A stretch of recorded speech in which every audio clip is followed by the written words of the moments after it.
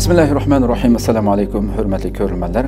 Istiqlol kundalik xabarlar programmamizni ko'rishinglarni qarshi olamiz. Men Abdullah Yilg'un. Programmamizda vatanimiz Sharq Turkiston va dunyo kun tartibidagi eng muhim xabarlarni huzuringizga sunamiz. Qanamsiz diqqatinglar ekranimizda bo'lsin. Xitoy bu yilmi tor mazmunlarini nazorat qilishni qattiq kuchaytirdi. Xitoy rejimi tor mazmunlarini nazorat qilishni kuchaytirib, mikro tor filmlarni texmo qattiq kontrol qilishni planladi. Xitoy radio televiziya idorasi 5 fevral ko'p qismliq mikro tor filmlarning tarqatilishini turga ayirib baholaydigan ruxsat tuzumini yo'lga qo'ygan bo'lib, bu orqali bu sohaning sog'lom taraqqiy qilishini ilgari suradiganligini da'vo qilgan. Ammo Xitoyning bu harakati tor mazmunlarini texmo qattiq kontrol qilish planining bir qismi deb qaralmoqda. Amerika ovozining xabar qilishicha, yaqinqi yillarda ko'p qismliq mikro tor filmlari Xitoyda tez sur'atda umumlashgan. Bu xil filmlarning har bir qismi odatda 1 minutdan 3 minutgacha bo'lib, voqealar tez almashidi ekan. Yon telefonda ko'rishga qulaylik bo'lishi uchun tik ekran shaklida suratga ilingan bo'lib, millionlagan ko'rurmanlar yon telefonda mikro filmlarni ko'rishga berilib ketgan. Xitoyning rasmiy tashviqot organi Xinhua agentligi va markaziy televiziya stansiyasi xabarlarida ma'lum bo'lishicha, Xitoy radio televiziya idorasi 5 fevral tor mikro filmlari sohasining sog'lom taraqqiyotini ilgari surish to'g'risidagi uqtirishni e'lon qilgan. Uqtirishda barliq mikro filmlarning cho'qim tor filmi tarqatish ruxsati elishi yoki tegishli dokulat jarayonini tamomlashi talab qilingan. Buningdan sirt turga ayirib boshqarish mas'uliyat, majburiyat jihatlarida texmo inchga va qattiq o'lchamlar bekitilgan. Uqtirishga asosan filmlar to'rga chiqarilishdan burun bosh qismiga belgilangan formatda tor filmi tarqatish ruxsati nomeri yoki tizimlatish nomeri besilishi kerak. Tor ko'rish anglash suplari ruxsatnoma yoki tizimlatish nomeri besilmagan mikro filmlarni torda tarqatsa va ko'rurmanlarga yo'llasa bo'lmaydi ekan. Bu qitimqi uqtirish film mazmuniga alohida markazlashgan.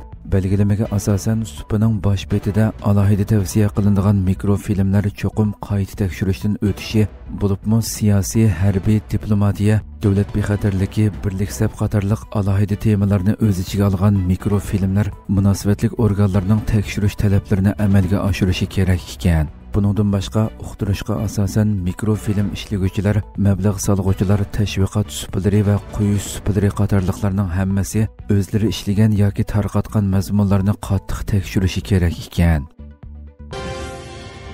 Amerika Avam palatasi amaldorlari Uyg'ur harakati tashkilotini Nobel mukofotiga nomzod ko'rsatdi. Amerika Avam palatasining Amerika Xitoy Kompartiyasi strategik raqobat alohida komitetining rahbarlari Uyg'ur harakati tashkiloti bilan Xitoylarning fikr erkinligi tashabbuschisi Li Yingni 2025-yillik Nobel tinchlik mukofotiga nomzod qilib ko'rsatgan bo'lib, buningdagi maqsad ularning adolat, inson haqlari va Uyg'urlarni irqiy qirg'inchilik va zulmdan qo'g'dash yo'lidagi tirishchanliklarini e'tirof qilish uchun ekan.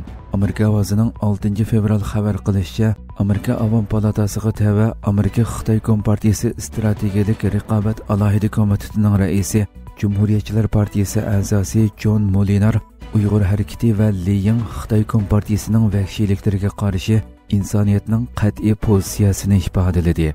Ular Xitoyning sistemalik bostirish jinoyatini fosh qilib qolmay, nurg'un kishilarga haqiqatni so'zlash jasorati berdi degan.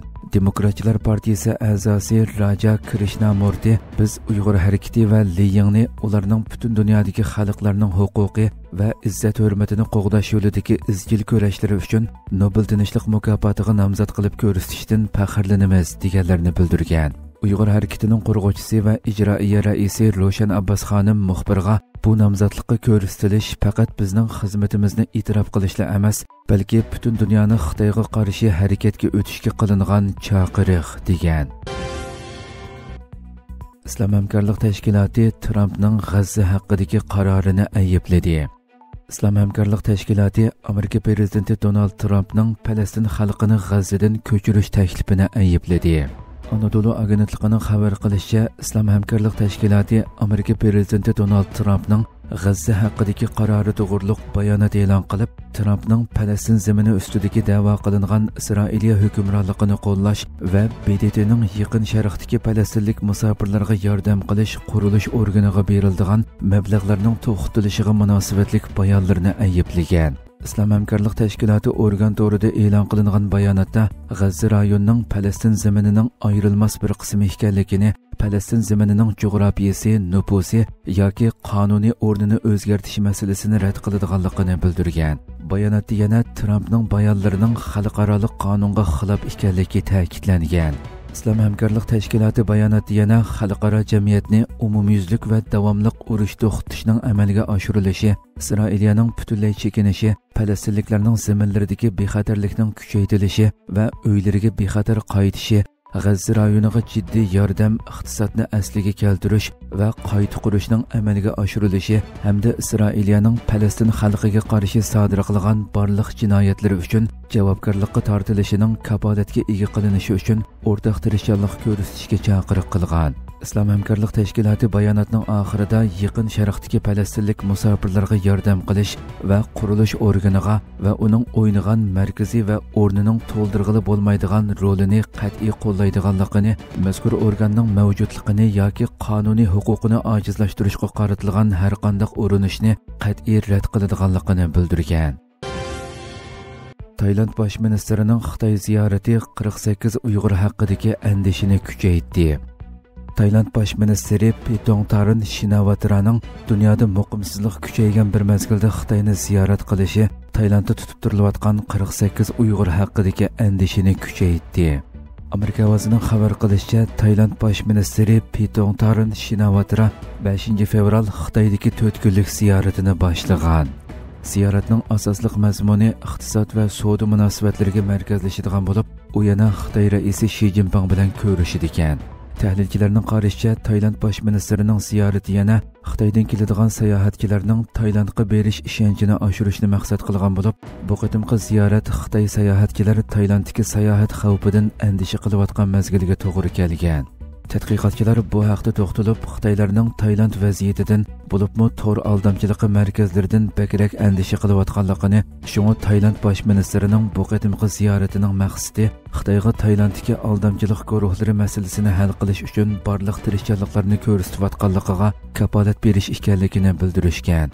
Yaqinda Tailand va Xitoy soqchi organlari Xitoy-Tailand-Berma chegarasidagi to'r aldamchiligi harakatlariga qarshi birlikda zarba berish harakati qo'zg'agan. Undan boshqa Xitoy bilan Tailand to'r aldamchiligi guruhlariga qarshi hamkorlikni texmo kuchaytirishga, shundaqla Bangkokda moslashtirish markazi qurishga kelishgan.